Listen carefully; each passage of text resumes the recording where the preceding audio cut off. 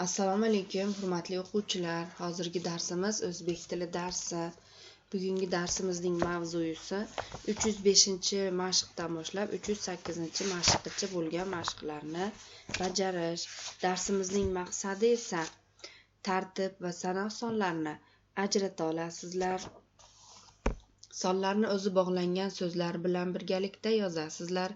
Chiroyli va xatosiz yozishga o'rganasizlar.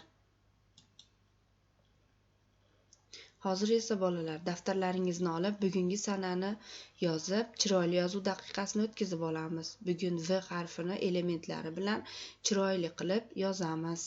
Yozib bo'lgandan so'ng albatta lug'at diktant o'tkazamiz.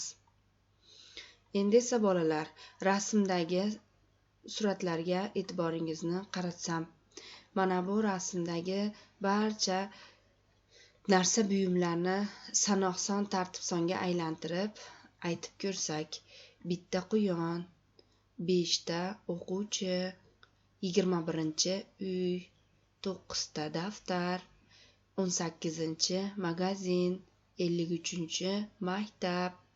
Demak, rasmlarda sanoq son hamda tartib sonni ishtirok etkizib so'zlar aytdik.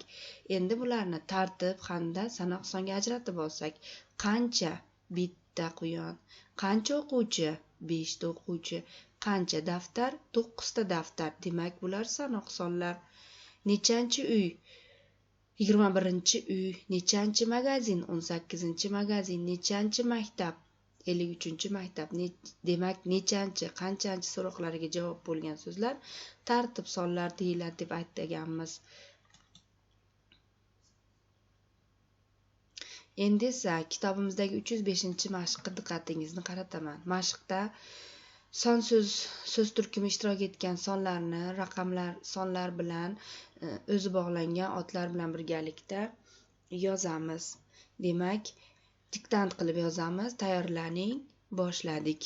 20 ta bola, 12 ta kitob, 47 kilogramm urug', 2 yashik olma. Sanoq sonni yozib bitirdik. Endi yangi abzasdan, yangi yo'ldan tartib sonni yozamiz. 2020-yil, 31-uy, 12-bino, 6-bog'cha, 18-magazin, 21-mart, 3-qavat, 1-g'alaba. Tartib sonlarining yozilishiga e'tibor qiling. Mana bu yerda yilni, mana bu yerda oyning yozilishida chiziqcha qo'yilmagan.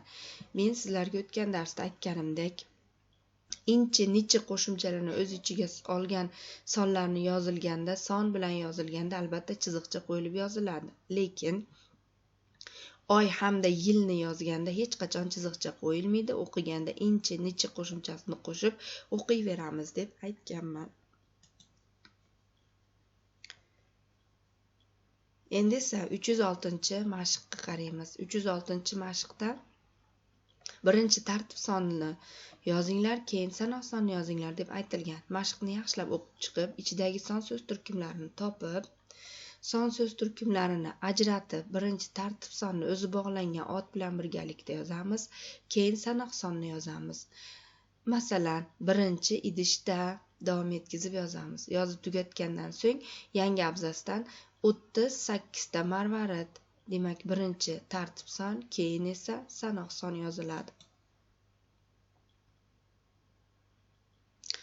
Endi esa 307-mashqqa qaraymiz. 307-mashqni ham diktant usulida yozamiz. Men sizlarga aytib beraman, sizlar esa yozasizlar. Bu yerda ham son so'z turkumlarini aniqlab, o'zi bog'langan otlar bilan birgalikda yozing deyilgan.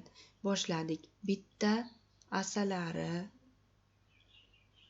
o'nlab kilogramm asal,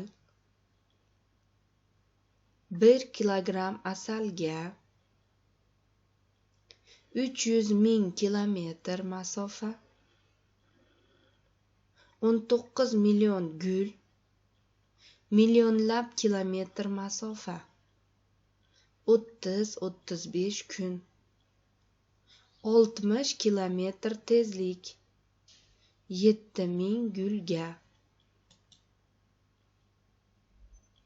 Uyga vazifa 104-betda, 104, 105-betdagi 308-mashq. Mashqda sonlarni aniqlab, o'zi bog'langan so'z bilan birgalikda ko'chiramiz. Darsimiz shuning bilan tamom bo'ldi. E'tiboringiz uchun rahmat.